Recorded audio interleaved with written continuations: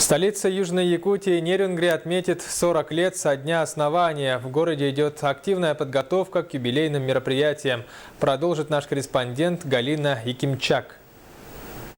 Главное событие для Нерюнгри этого года, конечно, не обойдется без праздничных мероприятий и массовых гуляний. Но подготовка к нему – это не только организация концертов, посвященных юбилею города, и приглашение гостей. В первую очередь, это благоустройство и забота о городском хозяйстве. Важность события в рамках всей республики также подчеркивает факт осуществления контроля за исполнением всех намеченных планов работ со стороны правительства республики в лице Игоря Никифорова. В начале сентября заместитель председателя правительства прибыл в Нерюнгри с рабочим визитом, где провел ряд встреч, в том числе и совещания по подготовке к 40-летию города Нерюнгри и Нерюнгринского района. Практически все задачи, которые были поставлены, не выполнены, даже с небольшим, перевыполнением.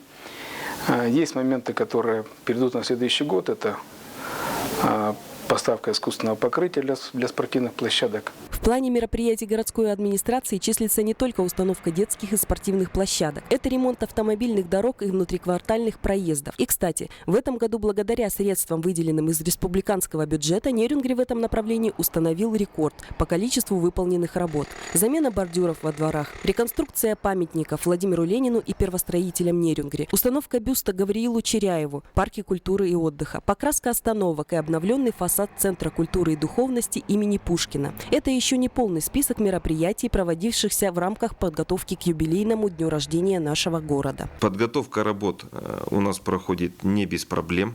В середине лета мы объявили аукцион на производство работ в центре города «Сквера».